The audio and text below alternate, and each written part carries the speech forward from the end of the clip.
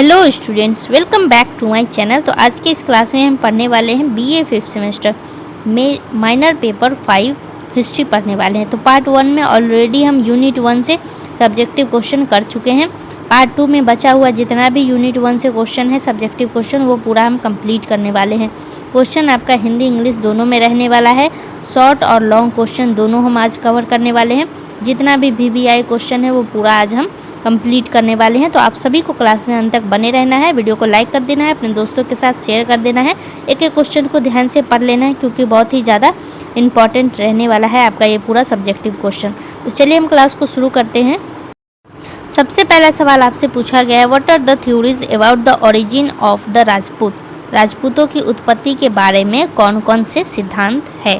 इसमें आपको लिखना क्या है, देखिए इसमें आपको लिखना है कि राजपूतों की उत्पत्ति के बारे में कई सिद्धांत प्रचलित है। प्रमुख रूप से 3 सिद्धांत माने जाते हैं, जिसमें से कि पहला है अग्निकुंड सिद्धांत, जिसके अनुसार राजपूत अग्निकुंड से उत्पन्न हुए। विदेशी मूल सिद्धांत, ये दूसरा सिद्धांत है जिसमें उन्हें शक, हूण आदि विदेशी जातियों का वंशज माना गया। और क्षत्रिय मूल सिद्धांत, ये तीसरा सिद्धांत है जिसके अनुसार वे प्राचीन क्षत्रियों के वंशज थे। कुछ इतिहासकार ब्राह्मण मूल सिद्धांत भी मानते हैं, जिसमें कहा गया है कि कुछ ब्राह्मणों ने क्षत्रिय धर्म अपनाकर राजपूत बन गए।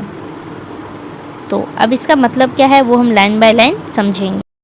तो अब ध्यान से आपको कहानी सुनना है और समझना है। क्वेश्चन नंबर फर्स्ट का क्या मतलब था, तो राजपूतों की उत्पत्ति कैसे हुई। तो कुछ इतिहासकार का कहना है कि राजपूतों की उत्पत्ति अग्निकुंड सिद्धांत से हुई, तो कुछ का कहना है कि विदेशी मूल सिद्धांत से हुई है, तो कुछ का कहना है कि क्षत्रिय मूल सिद्धांत से हुई है। तो सारे इतिहासकार का एक मत राय नहीं था, सबका अलग अलग कहना था, इसीलिए अलग अलग लोगों ने अलग अलग सिद्धांत दिए हैं। तो आसान भाषा में अब हम इसका मतलब समझेंगे कि राजपूत कहाँ से आए हैं।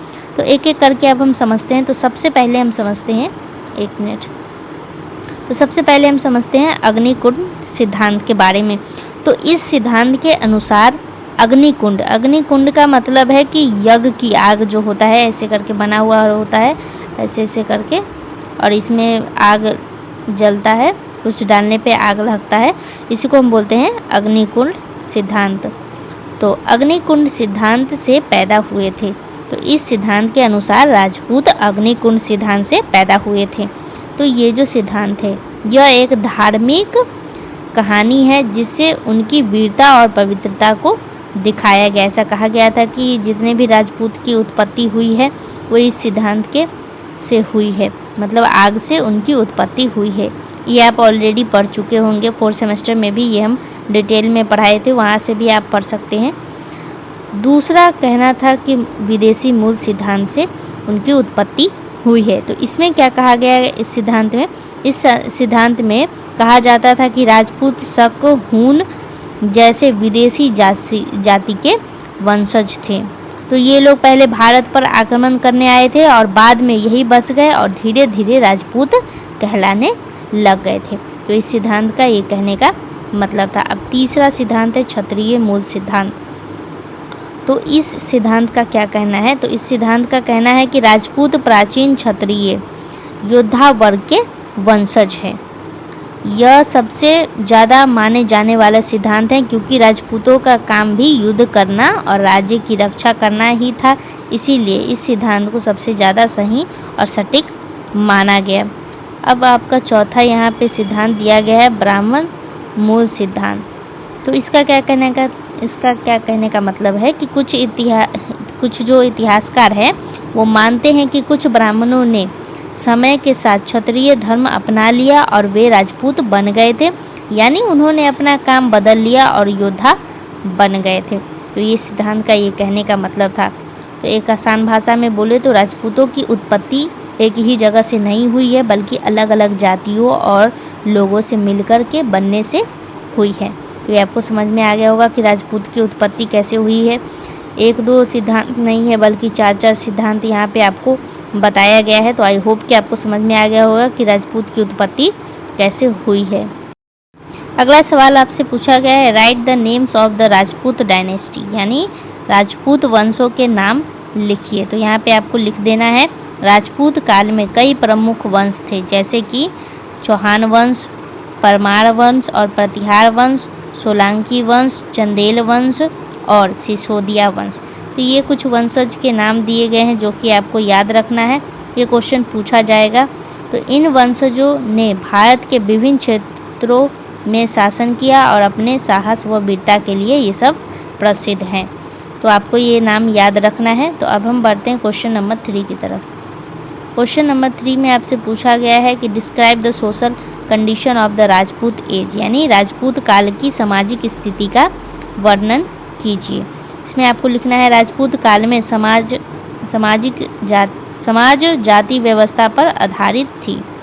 क्षत्रियों को उचित स्थान प्राप्त था, महिलाओं की स्थिति सम्मानजनक थी, लेकिन सती प्रथा और पर्दा प्रथा भी प्रचलित थी। समाज में वीरता, सम्मान और धर्म को बहुत महत्व दिया जाता था। शिक्षा और धर्म का भी समाज में महत्वपूर्ण स्थान था।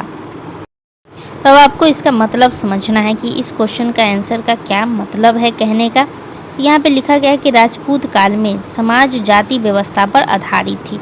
इसका क्या कहने का मतलब है कि उस समय समाज जातियों में बटा हुआ था, जैसे कि ब्राह्मण, क्षत्रिय, वैश्य और शूद्र, इन सब जातियों में समाज बटा हुआ था। तो इनमें जो क्षत्रिय जाति था, तो क्षत्रिय जो था राजपूत, तो राजपूत को सबसे ऊंचा और सम्मानित माना जाता था। तो उस वक्त में क्या था कि समाज जातियों व्यवस्था पर ही आधारित था और राजपूत को सबसे ज़्यादा ऊंचा और सम्मानित माना जाता था। और राजपूत लोग बहादुर और सम्मान को बहुत महत्व देते थे। वे युद्ध करना और अपनी जमीन और मान सम्मान की रक्षा करना अपना कर्तव्य मानते थे। तो उस टाइम में महिलाओं की क्या स्थिति थी? तो उस टाइम में महिलाओं की स्थिति कैसी थी? तो महिलाओं को समाज में सम्मान तो मिलता था, लेकिन कुछ बुरी प्रथाएं भी थी, जिसमें से कि आपको यहाँ पे नाम लिखा गया है सती प्रथा और पर्दा प्रथा। तो सती प्रथा का मतलब है कि पति की मृत्यु के बाद पत्नी का चिता में जलना, पति के साथ ही जला दिया जाता था पत्नी को भी। पति की मृत्यु हो जाती थी तो पत्नी को भी जला दिया जाता था। और पर्दा प्रथा का मतलब है कि महिलाओं का घर के अंदर रहना और चेहरा ढक करके रहना पड़ता था। घर के अंदर ही रहना पड़ता था, महिलाओं को बाहर निकलने के लिए अलाउ नहीं था। अब अगर हम बात करें धर्म की, तो यहाँ पे धर्म का भी बात किया गया है। तो समाज में धर्म का बहुत बड़ा स्थान भी था। लोग पूजा पाठ करते थे और धार्मिक नियमों का पालन भी करते थे।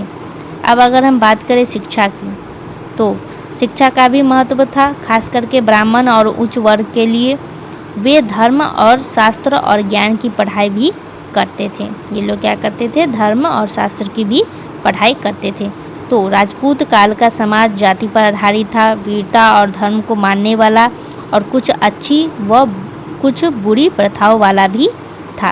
जैसा कि आप यहाँ पे देख चुके हैं कि कौन कौन सी प्रथाएं उस टाइम में चल रही थी। तो सती प्रथा, पर्दा प्रथा, और शिक्षा भी बहुत अच्छा था। धर्म को भी लोग वहाँ पे मानते थे। महिलाओं की स्थिति भी सम्मानजनक था, लेकिन कुछ बुरी प्रथा का भी पालन किया जा रहा था।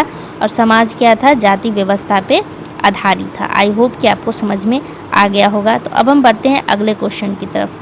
क्वेश्चन नंबर 4 आपसे पूछा गया है, throw light on the literature during the Rajput as.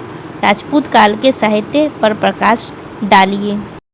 तो इसमें आपको लिखना है कि राजपूत काल में साहित्य का काफ़ी विकास हुआ। इस समय संस्कृत और क्षेत्रीय भाषाओं में कई ग्रंथ लिखे गए। वीरता और युद्ध पर आधारित काव्य रचनाएं अधिक थी, जैसे पृथ्वीराज रासो प्रसिद्ध ग्रंथ है। मंदिरों और राजाओं के संरक्षण में साहित्य और कला का विकास भी हुआ था। इसका कहने का मतलब क्या है? इसका कहने का मतलब है कि राजपूत काल में साहित्य का अच्छा विकास हुआ था। उस समय लोग किताबें और काव्य भी लिखते थे। अगर हम बात करें भाषा की, तो इस समय में संस्कृत और क्षेत्रीय भाषा जैसे कि हिंदी, राजस्थानी, तो ये सब भाषा में साहित्य लिखा जाता था। यानी पढ़ाई और लेखन सिर्फ एक भाषा में ही नहीं बल्कि कई भाषाओं में भी होता था। अगर हम बात करें वीरता की, तो उस समय की ज़्यादातर रचनाएं युद्ध और वीरता पर ही आधारित थी। तो राजपूतों की बहादुरी, लड़ाइयों के बारे में और शौर्य का वर्णन भी किया जाता था उस ग्रंथ में। और अगर हम बात करें सबसे प्रसिद्ध ग्रंथ की, तो पृथ्वीराज रासो एक बहुत प्रसिद्ध ग्रंथ है। ये आपको नाम याद रखना है, ऑब्जेक्टिव पूछ सकता है। तो इसमें पृथ्वीराज चौहान की वीरता का वर्णन किया गया है। तो इसमें पृथ्वीराज चौहान के बारे में लिखा गया है इस ग्रंथ में, ये आपको नाम याद रखना है। और अगर हम आपको समझाएं तो राजा और मंदिर साहित्य और कला को बढ़ावा देते थे, इसीलिए कवि और लेखन आराम से अपनी रचनाएं कर पाते थे। अगर हम आपको एक लाइन में समझाएं तो राजपूत काल का साहित्य वीरता से भरा हुआ था, कई भाषाओं में लिखा गया था और राजाओं के संरक्षण में विकसित हुआ था। आई होप कि आपको ये क्वेश्चन समझ में आ गया होगा। अभी हम आगे बढ़ते हैं। अगला क्वेश्चन पूछा गया, describe the economic condition during the Rajput age, यानी राजपूत काल की आर्थिक स्थिति का वर्णन कीजिए। तो इसमें आपको लिखना है कि राजपूत काल की अर्थव्यवस्था मुख्य रूप से कृषि पर आधारित थी। किसान भूमि पर खेती करते थे और कर देते थे। व्यापार और वाणिज्य भी विकसित थे। गांव आत्मनिर्भर थे और हस्तशिल्प का भी विकास हुआ था। हालांकि लगातार युद्धों के कारण आर्थिक स्थिति पर कुछ नकारात्मक प्रभाव भी पड़ा है। इसका क्या कहने का मतलब है? तो इस क्वेश्चन का आंसर जो यहाँ पे लिखा गया है, इसका कहने का मतलब है कि राजपूत काल में लोगों की आर्थिक स्थिति का क्या मतलब है? आर्थिक स्थिति का मतलब है कि कमाई और जीवन यापन। तो आर्थिक स्थिति मुख्य रूप से खेती और व्यापार पर ही आधारित था, यानी लोग खेती और व्यापार पर ही डिपेंड रहते थे उस टाइम में। तो अगर हम बात करें कृषि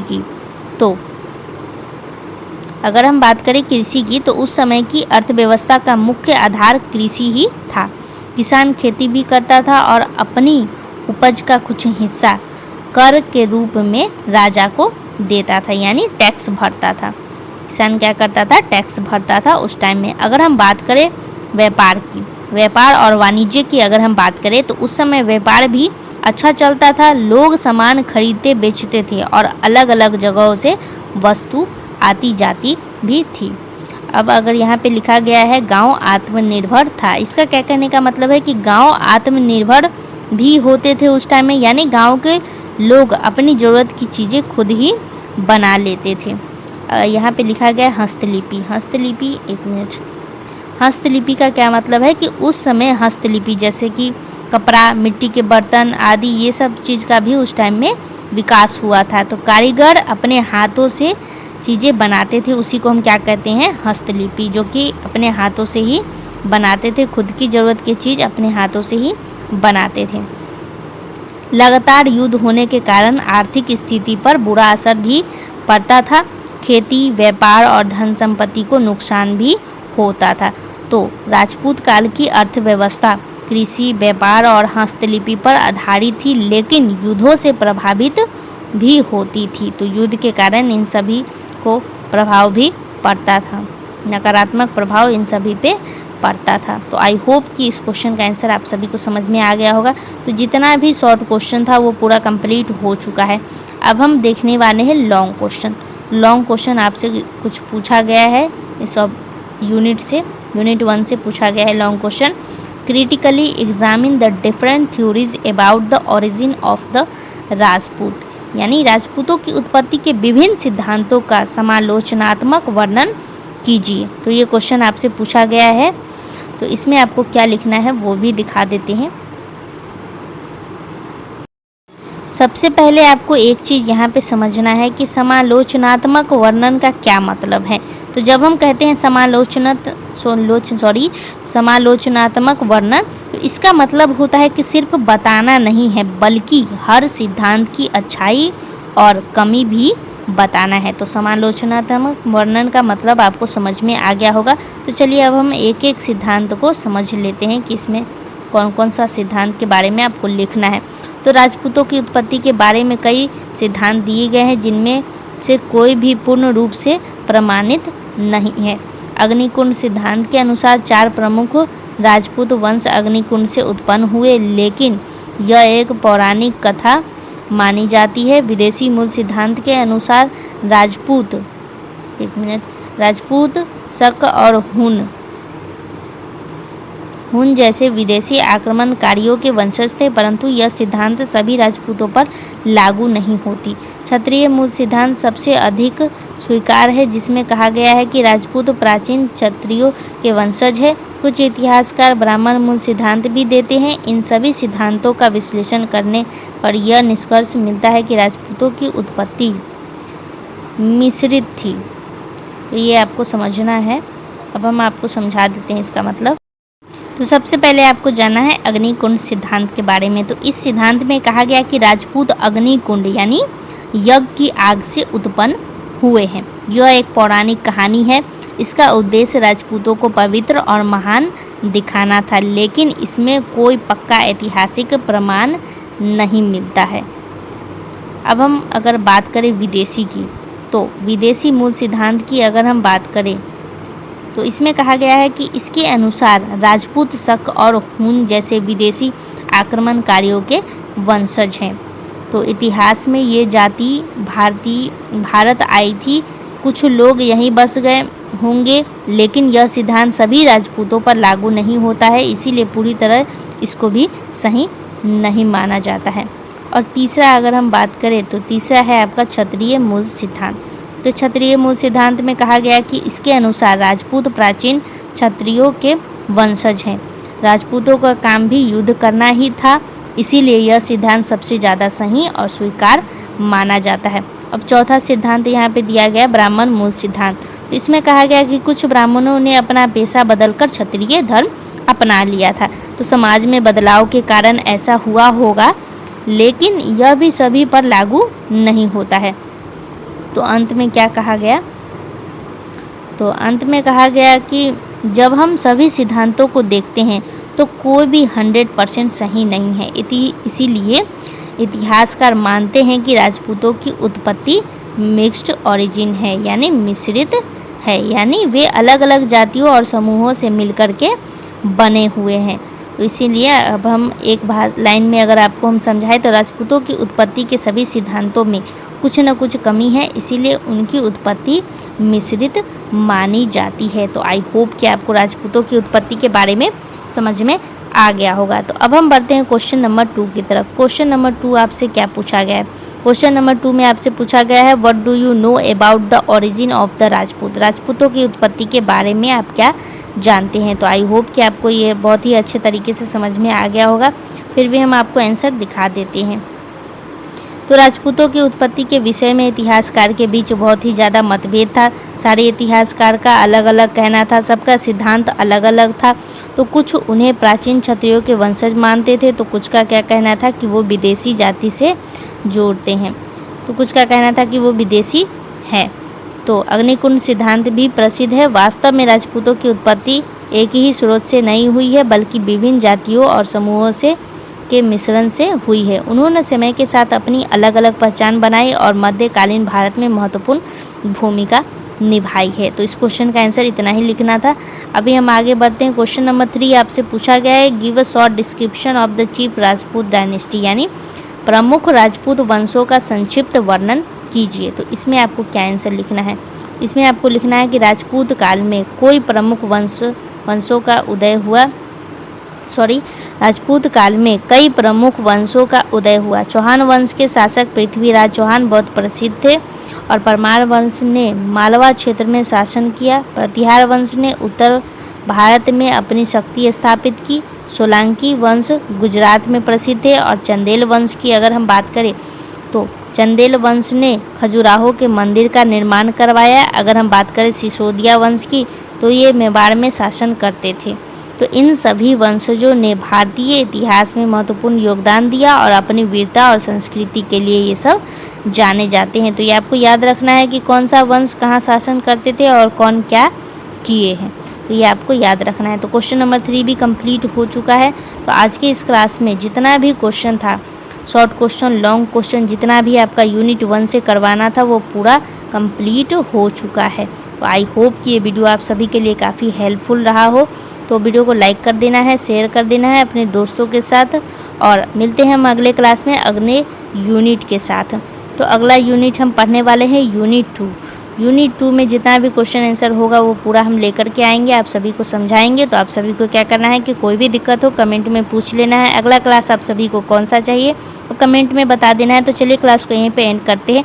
आप सभी का बहुत बहुत धन्यवाद है। वीडियो को लाइक कर देना है, अपने दोस्तों के साथ शेयर कर देना है, चैनल को सब्सक्राइब कर लेना है और जब भी क्लास डाला जाए तो रेगुलर क्लास को अटेंड भी करना है।